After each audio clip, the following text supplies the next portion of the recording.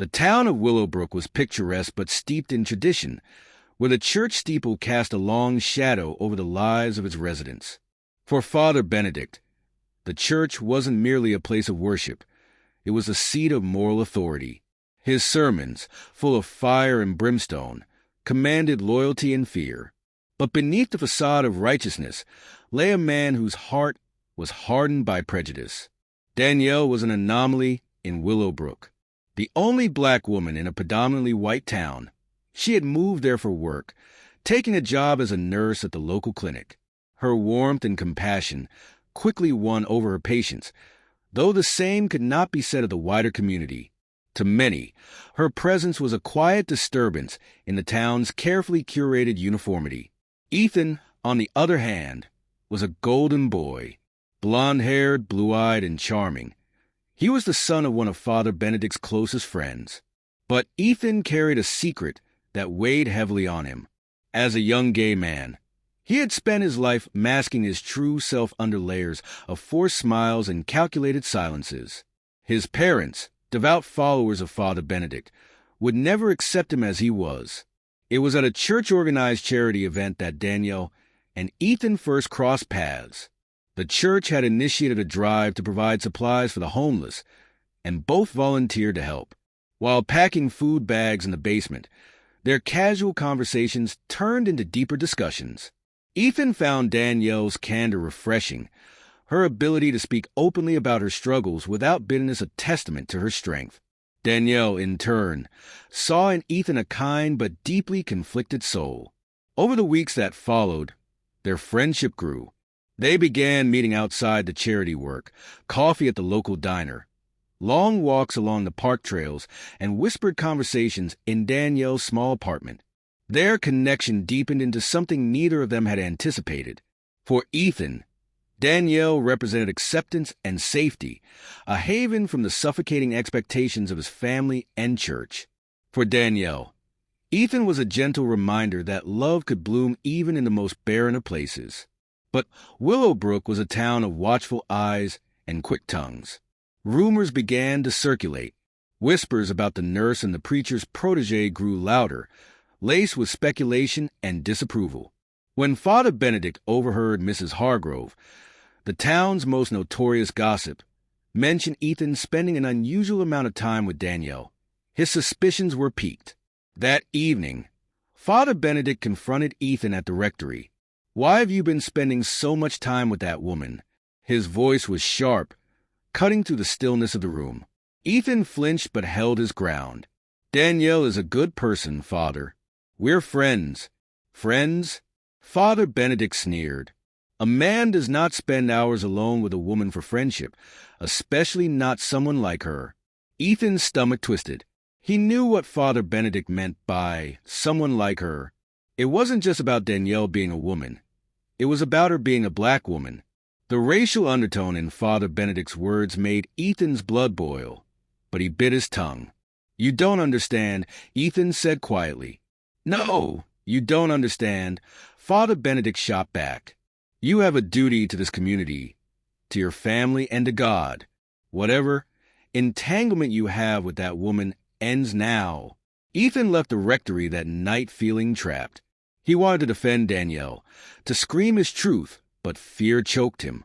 Fear of rejection, of losing his family, of being cast out of the only community he had ever known. Unaware of the confrontation, Danielle continued about her day, oblivious to the storm brewing around her. It wasn't until she arrived at the clinic the next morning that she noticed a change. Colleagues who once greeted her warmly now avoided eye contact. Patients canceled appointments without explanation. It felt as though a chill had settled over Willowbrook, and Danielle was at its center. By the time Ethan arrived at her apartment that evening, he was visibly distressed. He told her about Father Benedict's accusations and the brewing hostility. Danielle listened, her expression a mixture of hurt and determination. "So that's it?" she asked. "I'm the town's latest pariah because we've been seen together?" "It's not just that," Ethan said, his voice barely above a whisper. "It's more than that." "What do you mean?" Ethan hesitated, his heart pounding. "They think They think I've been corrupted, that you've led me astray." Danielle stared at him, the weight of his words sinking in.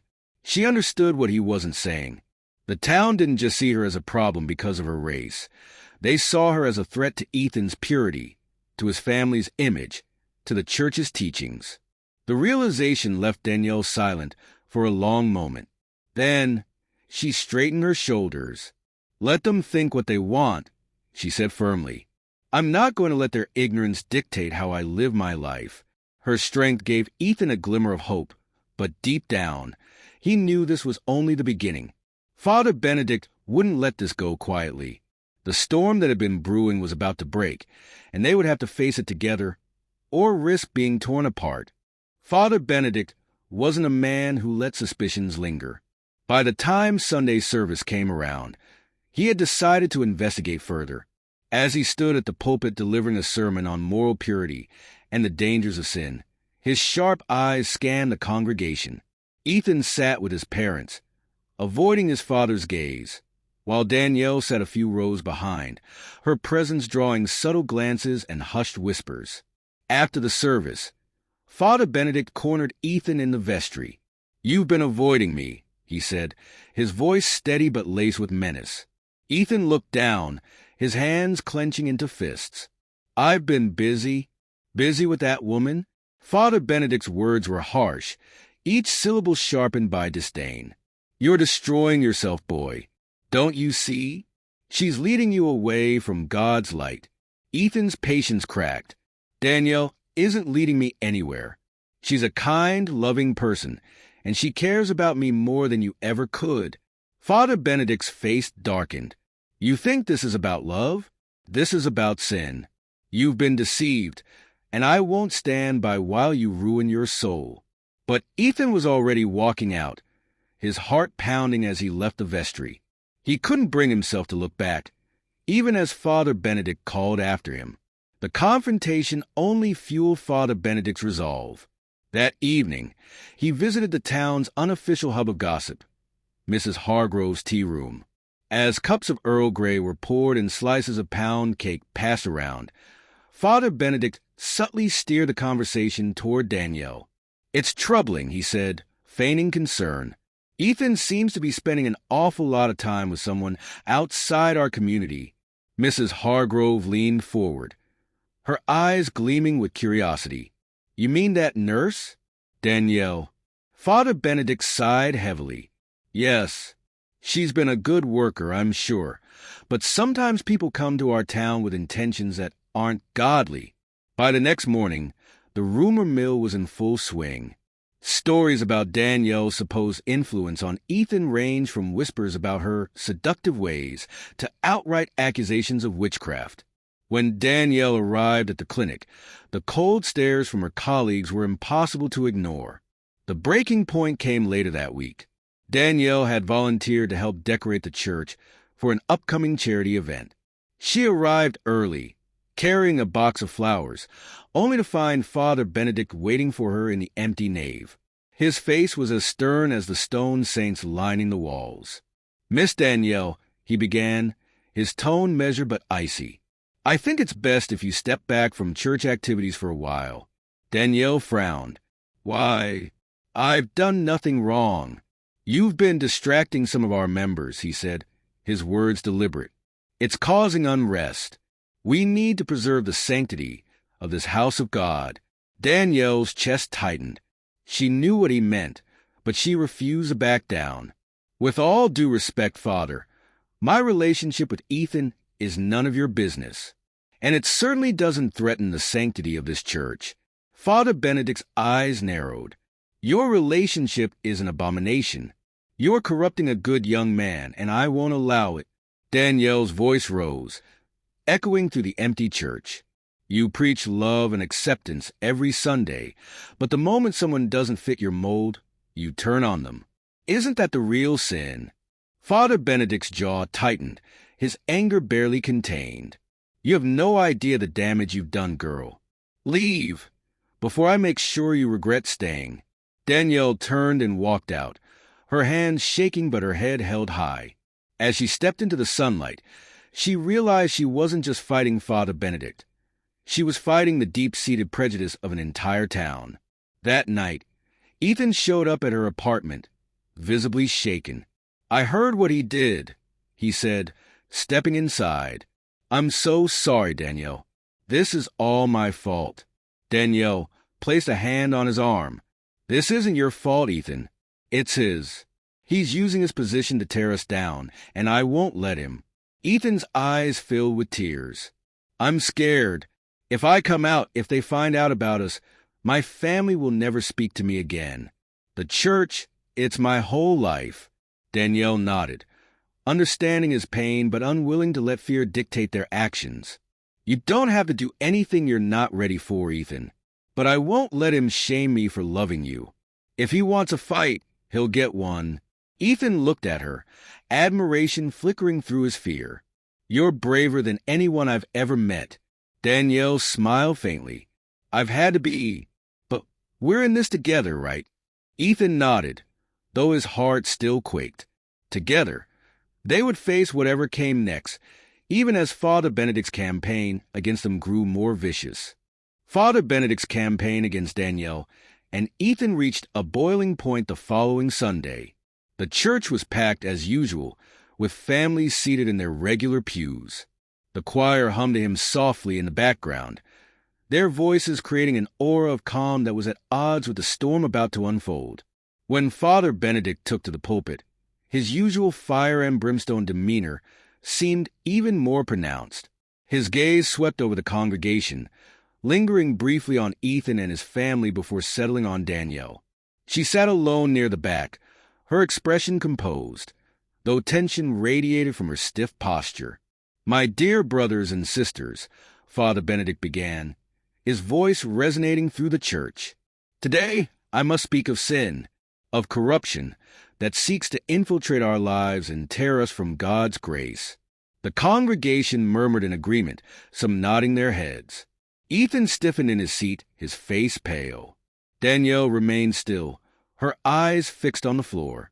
"There are those among us," Father Benedict continued, "who have strayed from the path of righteousness, who have allowed temptation and ungodly desires to lead them astray. These sins are not just personal. They poison our community, bringing shame upon us all." The murmurs grew louder, rippling through the pews. Though Father Benedict hadn't named names, the congregation had already drawn their conclusions. All eyes began to drift toward Danielle, whose presence had become a source of endless gossip in recent weeks. Ethan couldn't take it anymore. He stood abruptly, his voice trembling but resolute. "Stop this." The room fell silent, every head turning toward him. Father Benedict's expression darkened. "Ethan," he said coldly, "sit down." "No," Ethan replied, his voice gaining strength. "I won't sit down and let you shame someone who's done nothing wrong. Danielle is a kind, loving person, and you have no right to vilify her just because she doesn't fit into your narrow view of what's acceptable." Gasps echoed through the church. Ethan's parents stared at him, their faces a mixture of shock and anger. Father Benedict's lips curled into a sneer.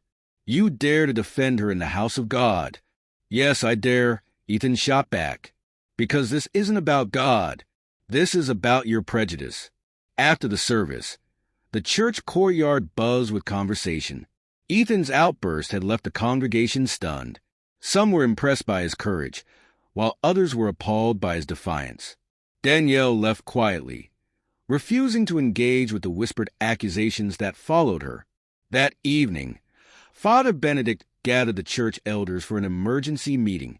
They convened in the dimly lit vestry, the air thick with tension. "We cannot allow this scandal to fester," Father Benedict said, his voice stern. "Danielle has become a corrupting influence on Ethan, and her presence is dividing our community." One of the elders, Mr. Harper, shifted uncomfortably in his seat.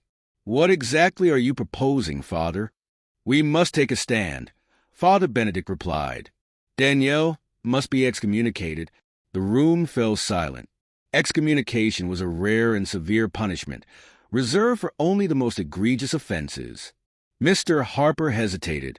"Is that truly necessary?" Danielle hasn't broken any laws. She has broken the moral laws of our faith, Father Benedict insisted. If we allow her to remain, we send a message that sin and rebellion are acceptable. The elders exchanged uneasy glances, but eventually nodded in agreement. Father Benedict's authority was absolute, and few dared to challenge him. The next day, Danielle received a letter summoning her to a meeting with the church elders. When she arrived, she found Father Benedict seated at the head of the table, flanked by the elders. Ethan was conspicuously absent, having been forbidden by his parents from attending. Miss Danielle, Father Benedict began, his tone measured but cold. We've called you here to address the disruption you've caused within our community.